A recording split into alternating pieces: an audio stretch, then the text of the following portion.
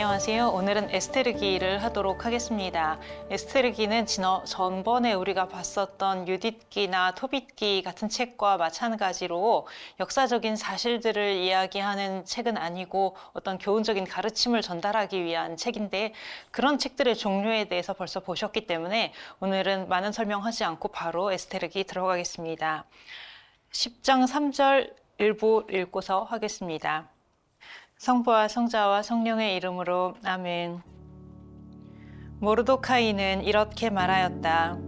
이 모든 일은 하느님께서 이루신 것이다. 이 모든 일에 대하여 내가 본 꿈을 기억해보면 그것들 가운데 하나도 빠지지 않았다. 나의 민족, 그것은 이스라엘, 곧 하느님께 부르짖어 구원된 사람들이다. 주님께서는 당신의 백성을 구원하시고 우리를 이 모든 악에서 건져주셨다. 하느님께서는 다른 민족들 사이에서 일어난 적이 없는 커다란 표징과 기적들을 일으키셨다. 에스테르기는 아마 줄거리도 많이 아실 거라고 생각합니다. 유딧기나 토빗기에 비해서 많이 알고 있는 책이기도 한데요. 그런데 사실 에스테르기는 알고 보면 우리가 잘 알지 못하는 문제점 내지는 좀 어려운 점이 있습니다. 그게 뭐냐면 히브리어 에스테르기하고 그리스어 에스테르기하고 차이가 있는 것이에요. 보통은 히브리어 성경을 그리스어로 번역한 것이기 때문에 작은 부분들에서 차이는 있지만, 예를 들면 창세기, 히브리어 창세기하고 그걸 번역한 그리스어 창세기하고 조금씩 차이들은 있지만 크게 줄거리가 다르다거나 이런 일은 잘 없는데, 에스테르기 같은 경우에는 좀 차이가 큽니다. 그래서 보다 보면 어떻게 되냐면 우리 성경에는 그리스어 에스테르기가 다 들어가 있어요. 그러니까 히브리어 에스테르기가 있고 그리스어 에스테르기가 내용이 더 있는데, 우리 성경에는 그리스어 에스테르기까지 다 들어가 있습니다. 히브리어 성경이 양이 더 작다 보니까, 히브리어 에스테르기가 더 작다 보니까 유다교에서는 히브리어 에스테르기를 읽지요. 그리고 개신교에서도 그리스어 부분은 인정하지 않고 히브리어 부분만 읽기 때문에 우리도 에스테르기가 성경의 한 권이고, 유다교에서도 성경의 한 권이고, 개신교에서도 성경의 한 권인데, 사실 더 깊이 이야기를 들어가다 보면 에스테르기에 대해서 이야기는 하고 있는데 서로 줄거리에 차이가 있는 거예요. 이런 문제점이 있어서 제가 지금 에스테르기의 줄거리를 대략 말씀을 드리면서 이 부분은 히브리어본에 있는 것이고 이 부분은 그리스어본에만 있는 것이고, 이런 이야기를 조금 말씀을 드리겠습니다. 들으시면서 이런 부분이 빠지는구나 하는 거를 조금 신경을 써주시면 좋겠습니다. 맨 처음 단락이 그리스어본에만 있어요. 그런데 거기 무슨 이야기가 나오냐면, 느부갓네자르 시대에 이렇게 유배를 와 있었던 모르도카이라는 사람이 꿈을 꿉니다. 이 꿈 이야기가 히브리어본에는 없어요. 근데 그리스어본에 맨 처음 시작할 때 꿈 이야기가 더 들어가 있습니다. 근데 그 꿈의 내용이 모든 민족들이 유다인들을 치려고 한다, 이런 의미를 갖는 꿈을 꿉니다. 그런 다음에 두 내시가 임금을 해치려는 것을 알게 되어서 그것을 임금에게 알려주고 그런 공로를 인정을 받아서 궁궐에서 일을 하게 되고 그렇게 되지만, 오히려 하만이라는 사람은, 하만이 이제 주로 반대편으로 나올 인물인데요. 하만은 그 일을 두고 모르도카이와 유다인들에게 해를 입히려고 생각을 합니다. 그 다음에 이제 히브리어 에스테르기는 여기서부터 시작이 되는 거예요. 이게 이제 많이 아시는 줄거리가 이제부터 나올 텐데, 페르시아의 임금 크세르크세스가 잔치를 벌이고 왕비 와스티를 잔치에 오라고 부릅니다. 근데 그 왕비가 가지를 않아요. 그러니까 임금이 와스티를 폐위하고 새로 왕비를 뽑으려고 사람들을 모읍니다. 그때 이제 주인공 에스테르가 등장을 하는 거지요. 에스테르는 모르도카이의 사촌이면서 양녀이다, 이렇게 되어 있는데, 하여튼 그 에스테르가 왕비로 뽑히게 됩니다. 그런데 한편으로 그 하만이라는 인물, 그러니까 반대편이 되는 인물이라고 그랬죠. 그 하만이 이제 높은 자리에 있고, 또 시종들이 다 하만을 뭐라 그럴까요? 존경한다고 말을 하면 좀 그렇고, 하여튼 그 밑에 사람들이 많고, 하만은 사람들에게 자기 앞에서 무릎을 꿇고 절을 하도록 이렇게 명령을 합니다. 근데 모르도카이가 그 명령을 따르지 않아요. 따르지 않은 이유는 나오지 않습니다. 그러니까 어떤 이유에서 하만 앞에서 무릎 꿇고 절을 하지 않았는지라는 거는 성경에 나오지 않는데, 그런데 이 일 때문에 하만은 이제 더 화가 난 거죠. 앞에서도 히브리 그리스어본에서는 유다인들을 없애려고 하였다라는 이야기가 나오지만 히브리어본을 가도 여기서부터 이제 하만은 유다인들을 없애려고 생각을 하는 것이에요. 그래서 임금에게 가서 이렇게 이야기를 해가지고 그런 자세한 내용은 좀 생략하겠고요. 임금한테 이야기를 해서 유다인들을 몰살하도록 그런 허락을 받아냅니다. 그리고서 그 날짜를 정하고 이렇게 되는데요. 그때 모르도카이가 에스테르를 찾아갑니다. 에스테르는 지금 왕비가 되어 있지요. 왕비가 되어서 왕궁에 있으면서 이런 일들이 일어나는 것을 에스테르는 모르고 있어요. 그런데 모르도카이가 찾아가서 에스테르에게 지금 우리 민족이 다 죽게 되었으니 임금님 앞에 가서 이야기를 하라고, 이 백성을 구해내도록 개입을 하도록 그렇게 요청을 합니다. 그런데 이때 에스테르가 무엇이라고 이야기를 하냐면, 임금이 부르지 않았는데 임금 앞에 가면 죽을 수 있다는 거예요. 오라고 부르지 않았는데 갔을 때 임금이 표시를 하면서 와도 좋다라고 하면 괜찮지만, 그렇지 않으면 부르지 않았는데 임금 앞에 간다? 그러면 죽을 수 있다라고 이야기를 하면서 에스테르가 그렇게 한 번에 바로 가려고 하지 않습니다. 근데 모르도카이가 거기서 에스테르를 설득을 하지요. 이 내용은 이제 나중에 뒷부분에서 우리가 좀 볼 부분이고요. 모르도카이가 에스테르를 설득을 해서 결국 에스테르가 왕 임금 앞에 가도록 이야기를 합니다. 이 장면에서 이제 그리스어 에스테르기에서는 중간에 더 끼어 들어와 있는 부분이 있어요. 4장인데 거기서 보면 에스테르의 기도가 있고 모르도카이의 기도가 있고 꽤 긴 기도가 있습니다. 성경을 읽으실 때 이 중간에 더 들어와 있는 부분들은 무엇을 보고 알 수 있냐면, 절 번호 표시가 달라요.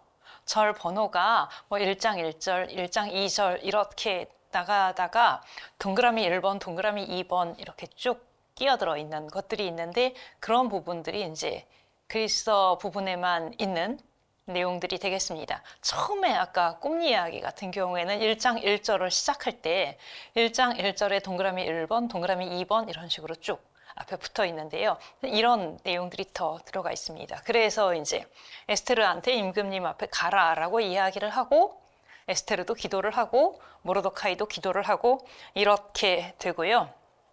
그래서 이제 그 말에 따라서 에스테르가 임금 앞에 갑니다. 근데 임금이 맞아 주어요. 그러니까 이 표시를 보여주면서, 호를 보여주면서.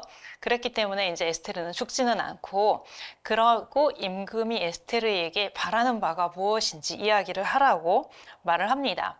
근데 에스테르가 한 번에 이야기하지는 않고 자기가 이제 연회를 마련할 테니까 임금님이 하만하고 같이 와달라고 이렇게 초대를 합니다. 그러니까 이제 시간이 조금 생기죠. 에스테르가 그 자리에서 바로 말을 한 게 아니고 잔치를 열 때 와달라고 이야기를 하기 때문에, 그 사이에 임금은 어느 날 밤에 이제 지나간 역사 기록들을 보다가 모르도카이가 전에 했던 일을 알게 됩니다. 왜 어떤 사람들이 임금을 거슬러 음모를 꾸미는데 그걸 모르도카이가 알려줬기 때문에 임금이 위험을 모면했던 일, 그 일을 이제 다시 알게 되어서 모르도카이에게 상을 줘야 되겠다라고 생각을 해서 이렇게 높은 영예를 입도록 이런 일이 일어납니다. 그런 다음에 에스테르가 연회를 벌이고 초대한 자리에 임금도 오고 하만도 오고 이렇게 됐는데, 그때 에스테르가 임금에게 하만이 어떤 일을 꾸몄었는지, 그리고 자기 동족들이 다 죽게 되었다는 이야기를 합니다. 그때 임금이 그 하만을 죽이도록 하는데, 하만을 어떻게 죽이냐면, 하만이 모르도카이를 매달아서 죽이려고 마련한 기둥이 있어요. 거기다가 하만을 매달아서 죽이게 하고, 그리고 그 전에 내렸던 명령, 즉 날짜를 정해서 그 날짜에 히브리인들을 다 죽여도 좋다라고 했었던 그 명령을 취소하고, 그러면서 어떻게 하냐면, 만약에 그 날짜에 히브리인들을 공격하는 사람들이 있으면 그 사람들을 오히려 죽여도 좋다라고 명령을 내립니다. 그래서 사실 에스테르기에는 그 날짜에 많은 사람들이 죽는 이야기가 나오게 되고요. 그리고 그 날을 기념해서 푸림절을 정했다라고 되어 있습니다. 푸림절이 유다인들에게 있는 축제일의 이름인데요. 푸림이라는 말이 주사위들이라는 뜻입니다. 푸르가 주사위고요. 푸림이 주사위들이고, 왜냐하면 날짜를 정할 때 주사위를 던져서 날짜를 정했기 때문이에요. 처음에 왜 날짜를 정해서 유다인들을 죽이려고 하다가 나중에 그것을 취소하고 그 날짜에 오히려 유다인들을 공격하는 사람들을 죽이도록 했었던 그 날짜가 처음에 주사위를 던져서 정했었기 때문에 이 일을 기념하는 축제일의 이름이 푸림절이 됩니다. 그리고서 임금은 모르도카이한테 다시 높은 자리에 오르도록 이렇게 하고, 마지막에 다시 그리스어 부분에만 있는 내용이 한 단락이 있습니다. 그게 무엇이냐면 우리가 시작할 때 읽었던 부분이에요. 시작할 때 읽은 것이 모르도카이가 자기 꿈을 돌아보는 내용이었어요. 근데 꿈 이야기도 그리스어본에만 있었죠. 그러니까 우리가 보통 알고 있는 에스테르기의 이야기가 있는데, 그러니까 유다인들이 위험에 처했는데 에스테르가 개입해서 그 위험에서 벗어나도록 했다라는 이야기가 보통 우리가 알고 있는 이야기인데, 그 맨 앞에 꿈 이야기가 그리스어본에 더 있었고, 또 맨 끝에 가면 그 꿈을 돌아보는 내용이 있는 것이에요. 그 꿈을 돌아보면서 꿈의 의미가 이거였구나 라고 모르도카이가 이야기를 합니다. 그게 아까 처음에 시작할 때 읽었었던 것이죠. 하느님이 다 계획하셨구나. 우리를 구하시려고 다 마련하셨구나. 이런 일들을 그 모르도카이가 책의 맨 마지막 부분에서 생각을 하면서 끝나게 됩니다. 하느님이 당신 백성을 기억하시고 그 백성의 운명을 마련하신다. 그 백성을 구원하신다. 이것을 깨닫게 되는 이야기가 마지막에 나옵니다. 조금 복잡하실 수도 있을 것 같은데 다시 한마디로 말씀을 드리면, 중간에 에스테르 이야기가 있고 그 맨 앞에 꿈 이야기가 있고 맨 뒤에 꿈에 대한 회상이 있는데, 이 꿈 이야기에서 앞으로 일어날 일을 미리 알려주고요. 맨 마지막에 꿈을 회상하면서 하느님이 마련하신 일이구나라는 것을 알아보는 것이 됩니다. 여기서 보면 히브리어 에스테르기하고 그리스어 에스테르기하고 이런저런 차이점들이 있는데, 뭐 사람 이름이나 연도나 이런 거의 차이도 있지만 제일 큰 차이는 히브리어 에스테르기에 하느님이 등장하지 않는 것이에요. 에스테르가 나오고 모르도카이가 나오고 임금이 나오고 하만이 나오고 그러고 이야기가 전개가 되는데 하느님이 나오지 않습니다. 조금 전에 생각해 보세요. 그리스어 에스테르기에서는 꿈을 꾸어서 그 꿈을 통해서 하느님이 하신 일이구나라는 것을 알아보았고, 중간에 또 기도도 아까 모르도카이의 기도와 에스테르의 기도, 이런 내용들이 그리스어본에서는 더 있었습니다. 그래서 하느님이 더 많이 언급이 되는 거예요. 하느님이 꿈을 보여주시고 또 일어나는 일들을 이끌어 가시고 하는 것들을 알아볼 수가 있는데, 히브리어 에스테르기는 하느님이 언급이 되지 않기 때문에 그냥 사람들 사이에서 벌어지는 일처럼, 그러니까 에스테르와 모르도카이와 하만과 임금과 이런 사람들 사이에서 벌어지는 일처럼 그렇게 생각을 할 수가 있는 거죠. 그래서 어떤 사람들은 이 책이, 그러니까 히브리어 에스테르기가 본래 종교적인 내용을 담고 있는 책이 아니라고 생각을 합니다. 그러니까 어떤 설화 이야기, 옛날 이야기, 아니면은 그 푸림절 축제와 관련돼서 축제의 기원을 설명하는 이야기, 이런 이야기였다고 생각을 합니다.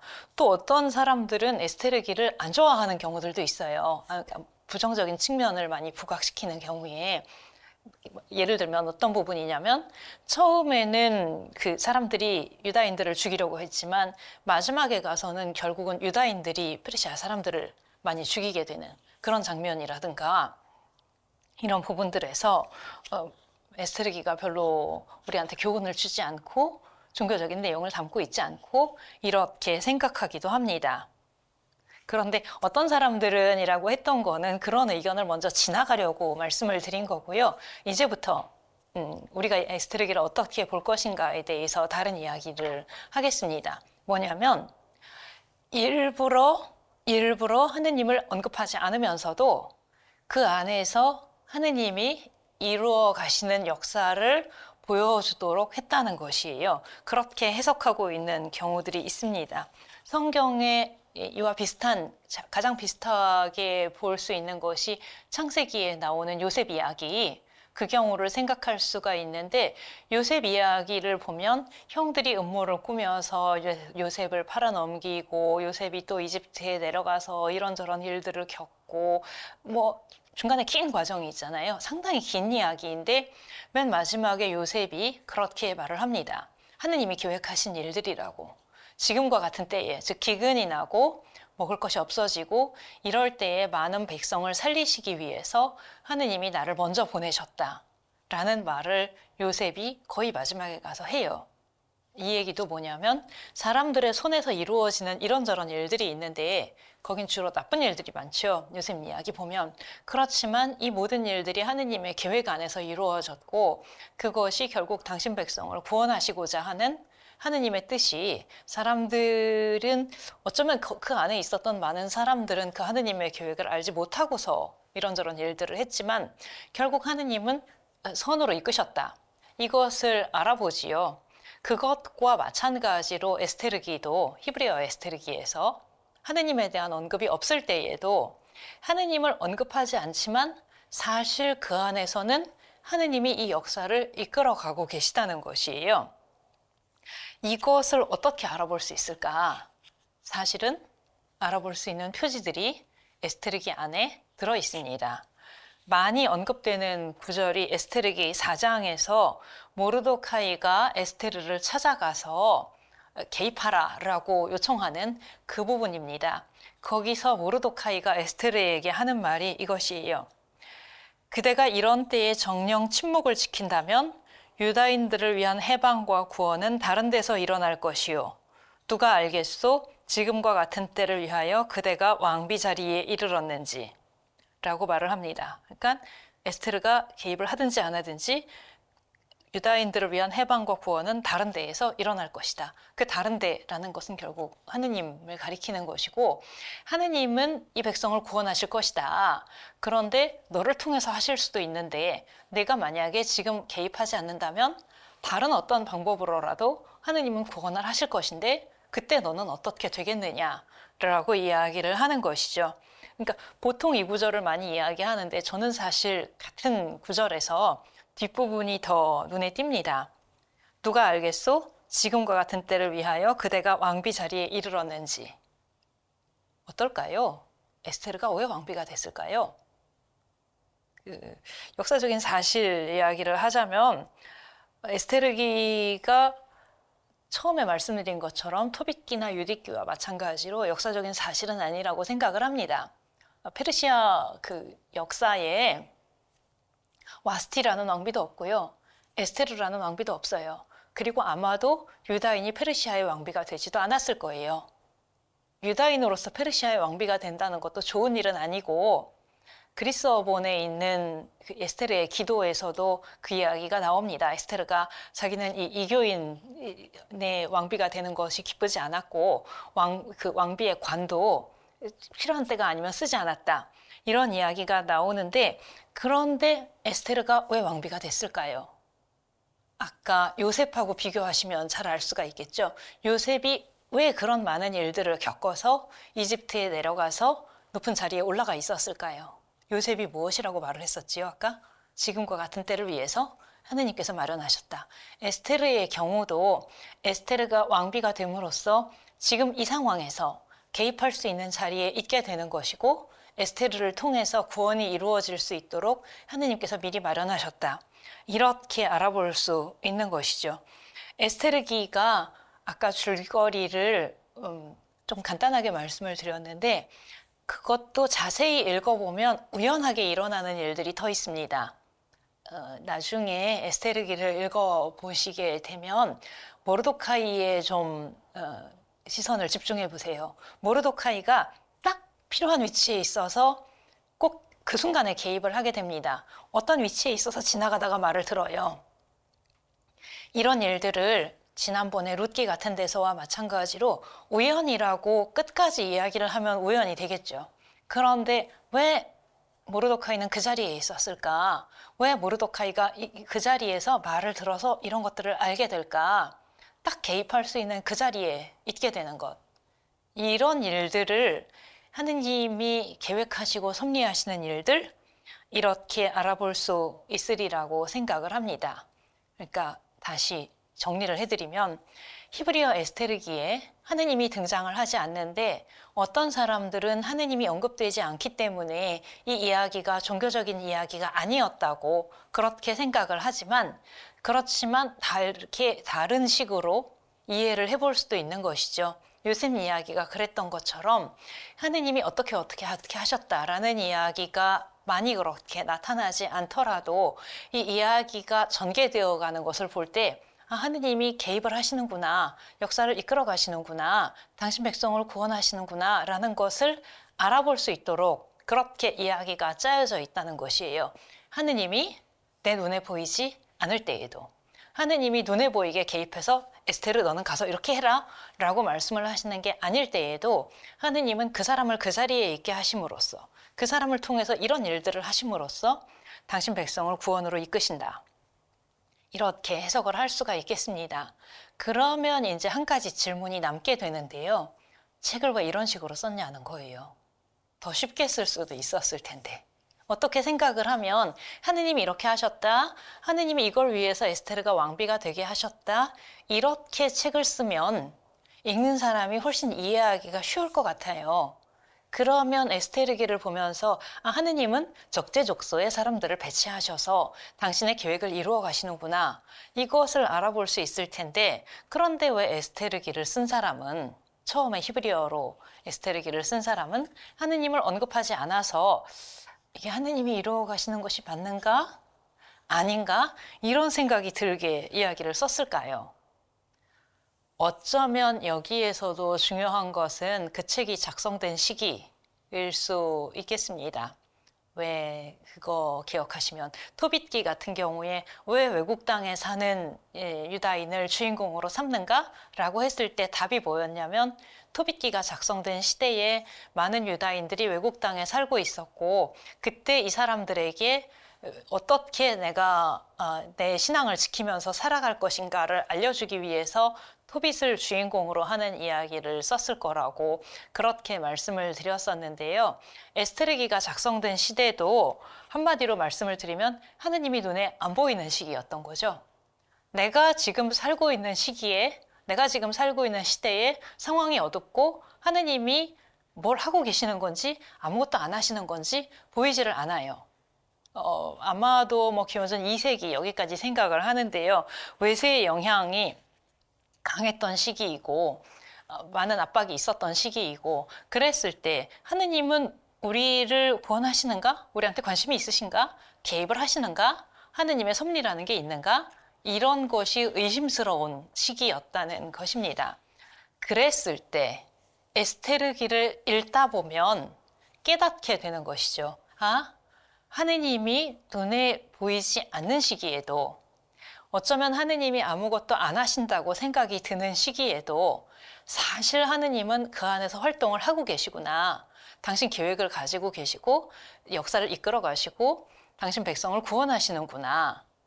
처음에 에스테르기를 읽을 때는 내가 살고 있는 시대를 보는 게 아니라 에스테르기 안에 있는 이야기를 보지요. 그 이야기를 보았을 때 처음에 볼 때 하느님이 안 보이지만 그 안에서는 하느님이 당신 계획을 이루어 가셨구나 라는 거를 알아보게 되고 그러면 이제 한번 다시 생각을 해서 내가 지금 살고 있는 시대를 볼 때에도 이 시대에도 어쩌면 하느님 아무것도 안 하시는 것 같이 보이는데 사실은 그렇지 않을 것이다. 이 안에서도 하느님은 움직이시겠구나. 그것을 알아보도록 내가 눈을 떠봐야 되겠다. 이렇게 생각을 하게 되겠지요.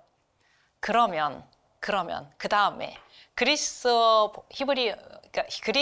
에스테르기로 번역을 한 사람이 한 일은 무엇인가?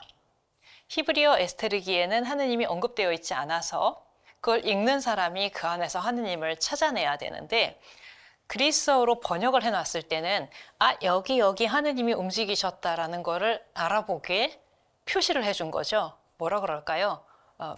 밑줄을 쳐줬다고 할까요? 히브리어 에스테르기 이야기가 있는데 특히 아까 중간에 기도도 그렇지만 맨 앞에 꿈 이야기가 있고 맨 뒤에 꿈을 회상하는 부분이 있으면서 이게 하느님이 계획하시고 처음에 꿈이 있어서 하느님이 계획하시고 마지막에 가서 그 꿈을 돌아보면서는 이렇게 이끌어 오신 거구나 라는 것을 알아볼 수 있도록 뭐라 그럴까요? 조금 눈이 덜 훈련된 사람도 이 이야기에서 하느님을 알아볼 수 있도록 이렇게 조금씩 도와준 거? 번역자의 역할은 그런 것이었다고 할 수 있겠습니다. 이런 모르도카이 이야기, 에스테르 이야기, 여기서 하느님을 알아볼 수 있다면 자기가 살고 있는 시대 안에서도 하느님이 활동하고 계심을 알아볼 수 있게 되었을 거라고 생각을 합니다. 시편 77의 거의 마지막 부분에서 당신의 길이 바다를, 당신의 행로가 큰 물을 가로질렀지만 당신의 발자국들은 보이지 않았습니다. 라고 말을 합니다. 하느님이 지나가셨지만 그 발자국이 보이지 않아요. 그런데 그 발자국을 알아볼 수 있도록 눈을 연습시키는 그런 책이 에스테르기라고 생각을 합니다. 에스테르기가 우리에게도 우리 삶 안에서 오늘 하느님이 계셨나 안 계셨나 금방 보이지 않을 때에도 그 하느님이 지나가신 흔적을 하느님의 손길을 알아볼 수 있도록 우리 눈을 뜨게 해주는 그런 책이 되었으면 좋겠습니다. 여기서 마치겠습니다. 감사합니다.